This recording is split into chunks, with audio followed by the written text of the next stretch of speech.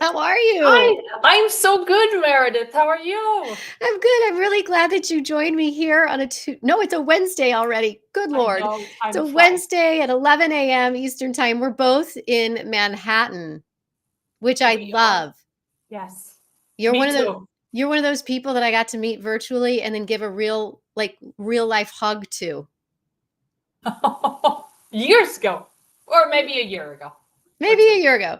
But I always, it's just, it's very cool. Every time I get to see you, I'm like, there's Tina. Because here's the thing, for those of you who are watching, Tina Larsson is a friend. She's a client. She's a visionary. She's a business owner. She's an entrepreneur. She's amazing.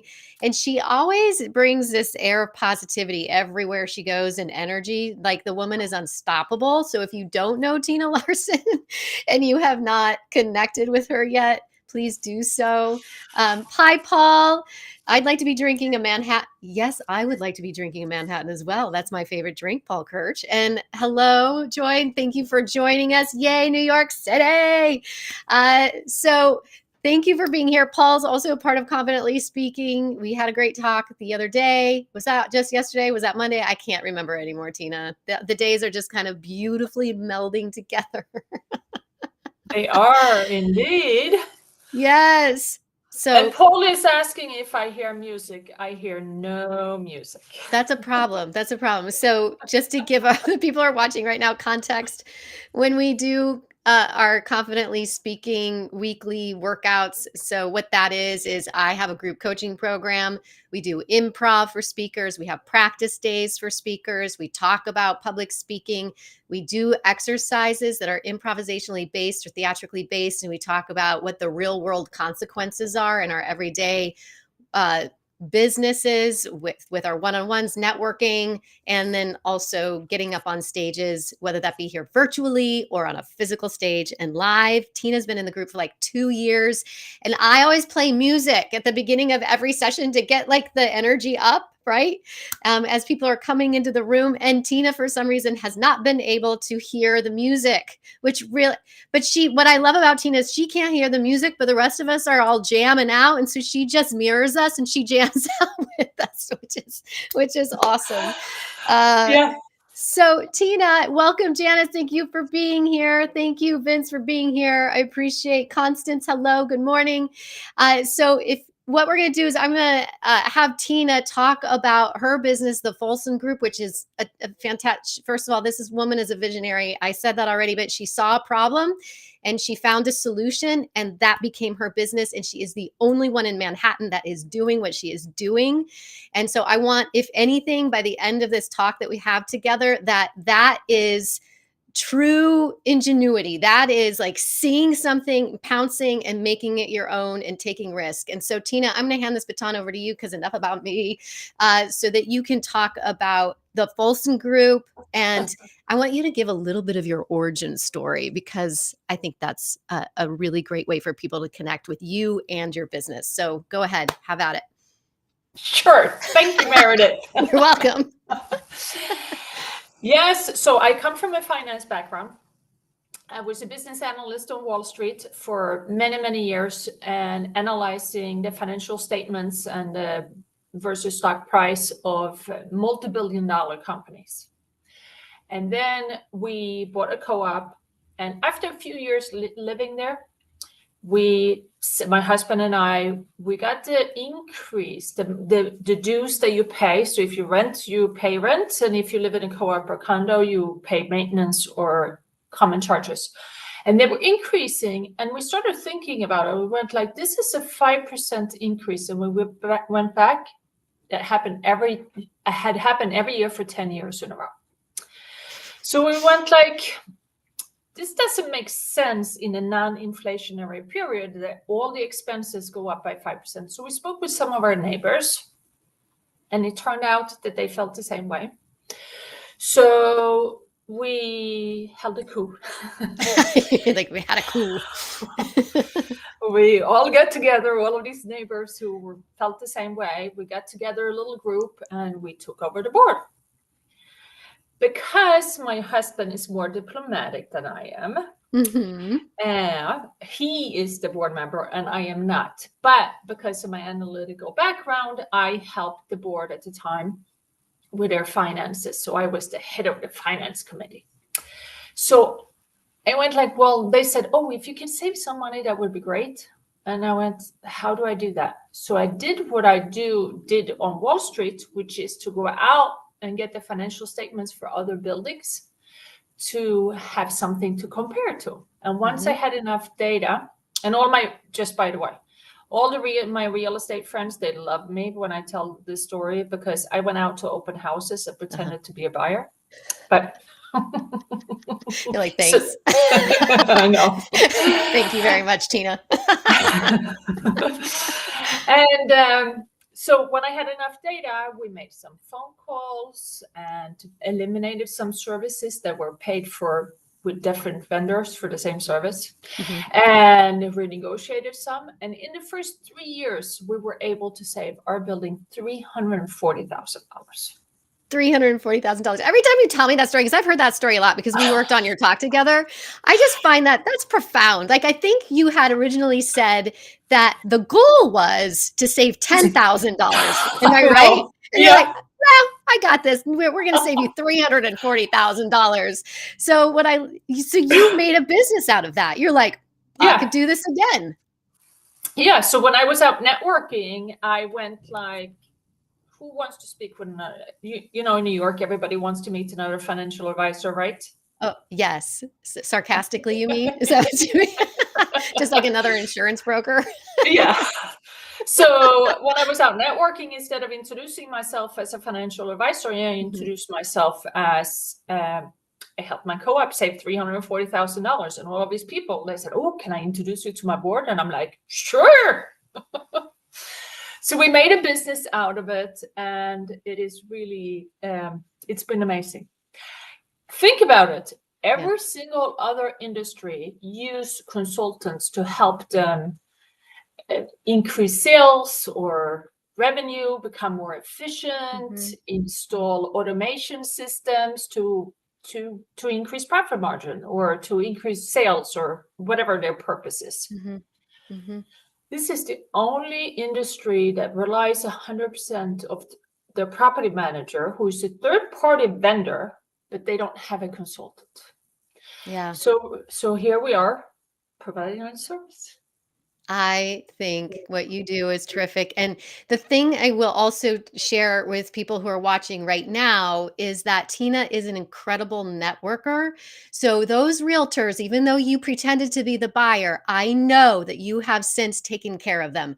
I know that you have introduced them to plenty of people because you really do have everyone's best interest at heart. And that's something else that I really appreciate about you, is that you're very much about paying it forward, and that give and take relationship that you have going on with a lot of your vendors and a lot of your clients in New York City and beyond. So I applaud you for that, because that's a lot to balance, and you do a very good job of doing so while running a business at the same time, because it's all about giving back the love, is it not?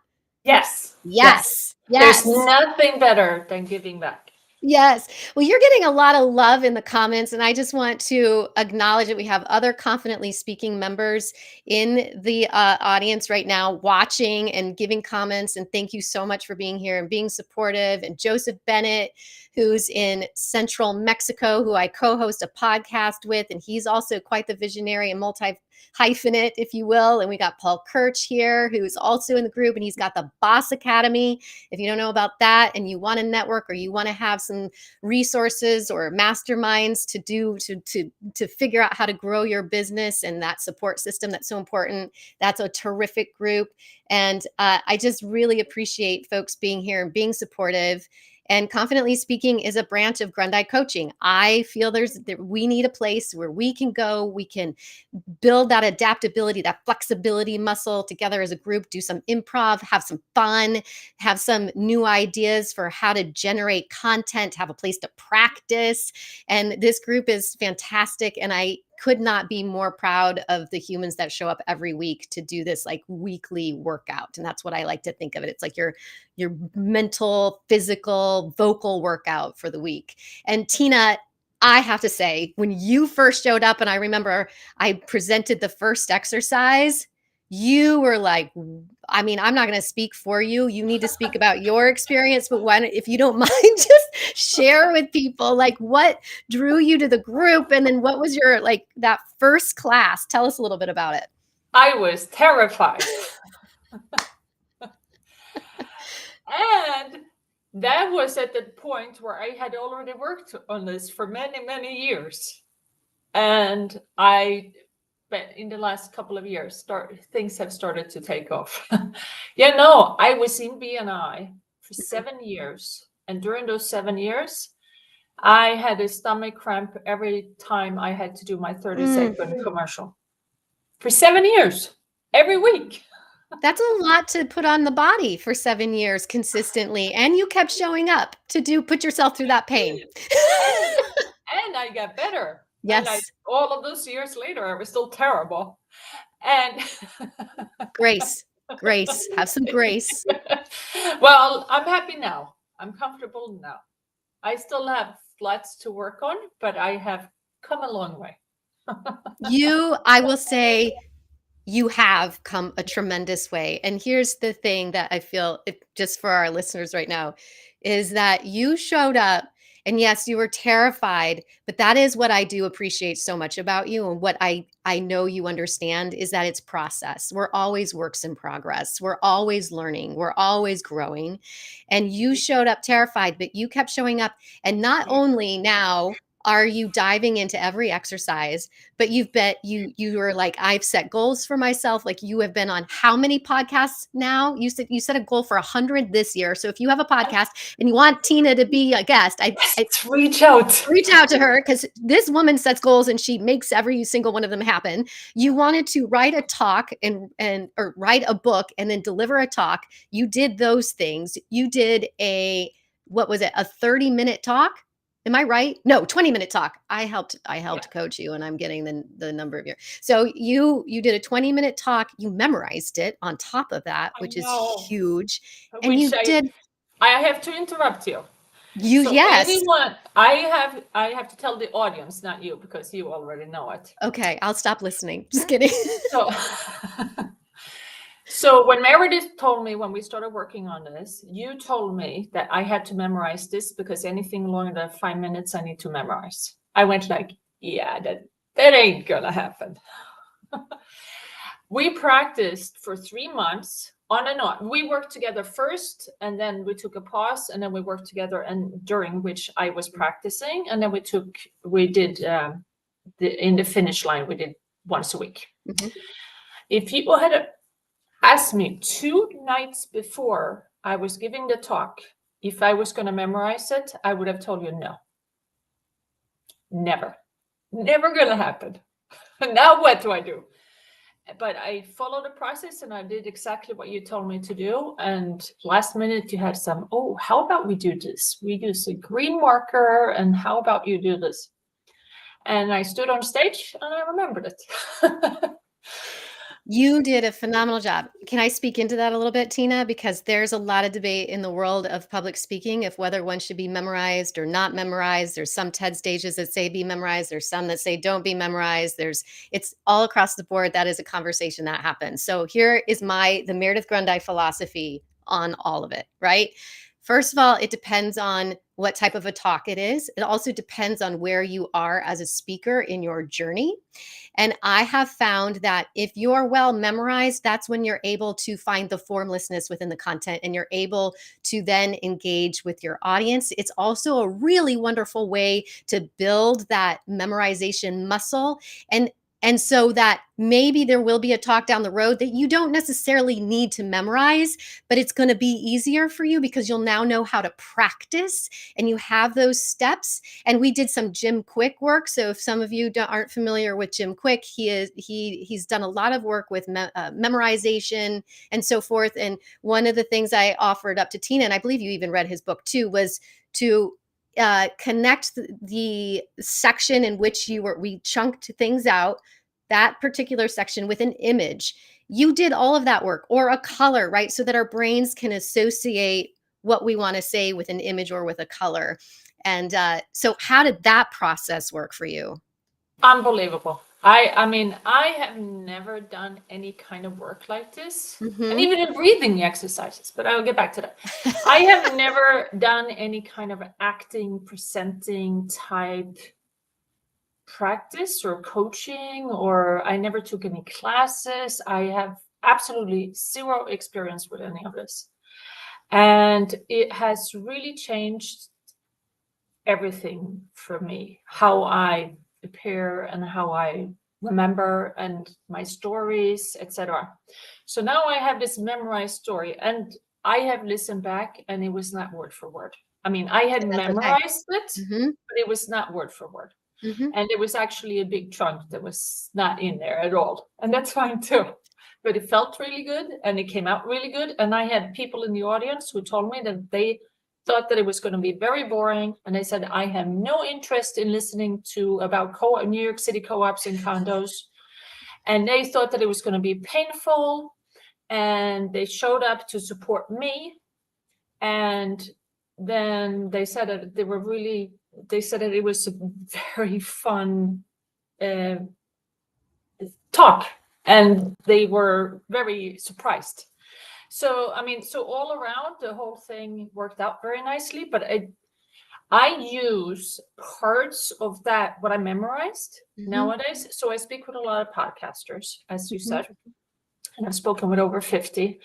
And it was actually a mutual friend of ours, Joe Apfelbaum, who said, the reason I'm good at podcasts is because I did 100 of them. And I went like, oh, that's how we're gonna do it. Yes. And that's when that's like about a year ago. And that's when I said, you know what, I looked at how many I had done. I had done one the previous year. And I went like, well, that's not gonna get me any good. If I want to be good, I need to do it over and over and over again and practice. And now I have my memorized speech, so to say, with my story, how we ended up there and all of this. And I use it, not the whole 20 minutes. Obviously, I'm not going to go on or on a podcast and talk about myself for 20 minutes, but I take out pieces of that depending on what the topic of the podcast is. I think that's terrific. Yeah. So it's what I'm hearing you say is that it's about practice. It's that repetition. It's about putting yourself in potentially uncomfortable situations where it might feel a little bit scary. And I just wrote about this. When you do that, when you can make things feel, if things feel a little bit messy, and I know in our process it felt messy, and there were moments where you're like, what are we even doing? Right? What are we doing here? And I wrote about bench pressing the chair, which I actually made you do. And then we figured out it's like, no, just get on your bike and sing. And the point is, because when you allow yourself to express, to really lead from the heart and the body, that magic is on the other side. Yes. And that's why your audience loved your talk, is because you allowed yourself to be seen. You allowed yourself to take up space. And so that I want to applaud you for, because that's really challenging for so many people to do. And so it's no small step that you took. It is a huge, giant leap. And I want to say, yeah. And so many people in Confidently Speaking are also taking huge leaps, and I'm seeing huge progress. And it's really cool to just really watch those people unfold. And I will also say it's helped me tremendously.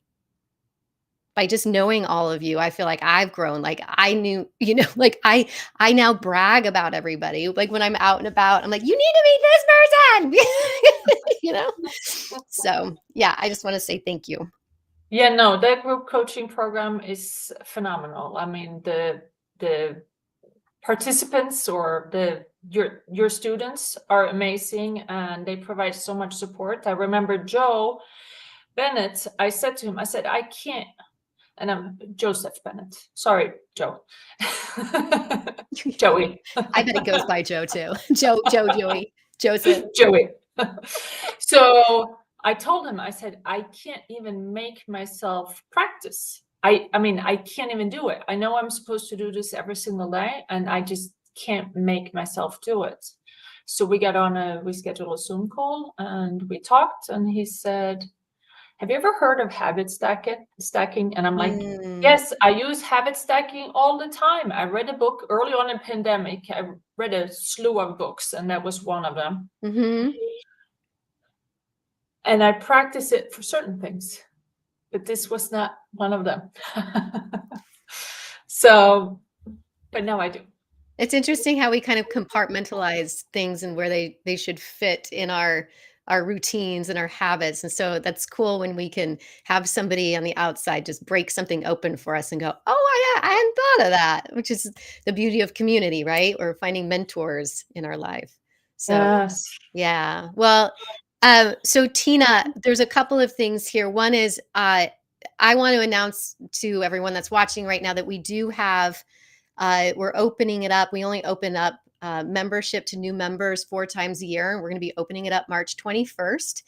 That's the reason why I do that, is because I want the cohort to start to feel and comfortable with each other, to build that trust with each other. And then we can intentionally bring in the new members as they arrive. And so that we're opening that up on March 21st. So if people are interested, please reach out to me, or you can find me on grundeicoaching.com. And Tina, I would love for you to share with us what is on the horizon for you. What is your next big thing? And then I have it up here too, Tina Larsson. You can find her at the Folsom Group. She also works with co-ops and HOAs that are not necessarily in Manhattan. Am I right when I say that? That's Yeah, correct. you're all about saving people money. Okay. So like, if you want to That's save it. money, you reach out to Tina. And if your Yeah. HOA is like, oh, they're not doing a very good job. And she also wrote a book. And so I want you to talk to us about what's next, and then share a little bit about your book so people can find you. Yeah. So thank you, Meredith. You're welcome. My book, I wrote a book last year. It's called Living the High Life: How Smart Co-op and Condo Owners Protect Themselves and Their Investment. It's available on Amazon. And that was kind of a precursor to my upcoming TED Talk. So I had a plan to do a TED Talk. I said to myself, what is the ultimate, most scariest thing when it comes to public speaking? It's standing on a TED Talk stage, right? And I have on my vision board a big Yankee Stadium filled with a big audience. I love that. Well, my business coach told me that she wanted me on a stage. Okay. She didn't necessarily specify what type of stage, but because the way that my brain functions, to me, that's Yankee Stadium or TED Talk stage. Naturally. I'm not going for lunch and learn with 6 people. That's not my brain. You're not That's looking at 100-seat theater. You're like, Yankee Stadium, people. So, and then someone else said to me, well, it's better to have a book before you do your TED Talk. So, but I've heard afterwards that someone said, oh no, you should have done your TED Talk first and then the book. You know what? Here's my opinion. Everyone has opinion, and everyone's opinion is different than the last person's opinion. So you might as well just do what feels good. Yes. Boom. So I'm about to write my TED Talk, and that's how far I've gotten. But it will happen. It will happen. If I have no doubt with you, Tina, that it will happen. Yeah. You've got this. In fact, there might be a TED producer watching this right now who's like, and I'm saying TED, if it's TEDx or it's Speak or it's some other platform, that's fine too. It doesn't necessarily have to be a TED Talk. It can be a TEDx or something. Well, Tina, scary. Something scary. Something scary. I love that. So here's my invitation to everyone that's watching right now. Before we say goodbye, we got 5 minutes. I want you to put into our comments, into the chat right now, what is the one thing that feels super scary to you that you're going to take one baby step towards achieving? So right now, just if you feel comfortable, I don't want to force people to put things into the chat, but just write one thing right now that feels uncomfortable and scary, but that one little action step that you can take to get closer to that scary goal. All right, I want to see them roll in, and let's see if we have any commonalities, because that's the other thing that's cool, is that sometimes the things that we find really scary, other people also do, and we have similar goals, and then we see your commonalities, and we're like, oh my God, I'm human, and that's so great, and I'm not alone in the world. So anyone, are you going to put something in that chat? Come on. But Anybody? but I can, while we wait for all of these people telling us, I can tell you this. Yes, tell me. People often say, oh, you need to do something that scares you. And in general, I never think about things that scares me, because I'm like, why would I want to think about that, right? Oh, Joseph is releasing his book when in doubt next month. Ooh, But I that's love not scary. That's exciting. That's exciting. My global summit is scary, as it's my first of all my summits where it's not private. Oh, that's huge. Thank you for sharing that, Constance. Ah, But so last year, I threw myself out of a plane.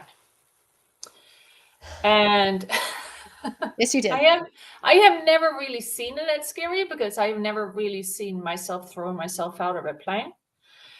But I guess it was kind of scary. But Yeah. and yeah. So you're So like, yeah. So I mean, there are things that you don't really think about. Is this really scary? I mean, this is not something someone told me the other day, that they wanted to learn Spanish. I'm not. That's not scary. Is it scary? I don't know. Apparently, to her. well, after you've, yeah, I mean, after you've leapt out of a plane, nothing seems scary after that, right? Yeah. Awesome. Thank you, And I Tina. think I'm gonna do it again this year. Maybe I'll join you. Yeah. Because that is terrifying to me. I'm going to just say that's terrifying to me. So I want to say, I just want to repeat back some of these. I saw the Global Summit. Thank you, Constance. I saw Joseph's release of his book, which is, yes, scary when we're putting our words out, when we're being vulnerable. Thank you, Gerald, for being here. And Paul is he's about to do a talk for, I believe it's a Speak Homecoming is the theme in Texas. And so that's for a Speak event. I happen to be a channel partner with Speak, and they're doing some great pop-up events around the country. So if you don't know about that, reach out to me as well. I'm happy to send you in that direction. I did the world's longest zip line. That was scary at first, but then very fun after that. Oh my God, that's another thing that scares me. I love all of this. Okay, so I have 2 things on my bucket list now that I need to do. And if you're in the middle of a Mexican game, trying to learn Spanish might be scary. Thank you. Noted. Thank you, Paul. I want to say thanks to everyone for being here. I'm Meredith. If you want to get in touch with myself or Tina, or find out more about Confidently Speaking, the beautiful Joseph Bennett, I noticed, thank you very much, put a link in the chat. So please find that, or you can always connect with me here on LinkedIn if you're not already. And please do connect with Tina. And that's it for today. Thanks, and have a wonderful, prosperous Wednesday, and then the rest after that too. Okay, bye.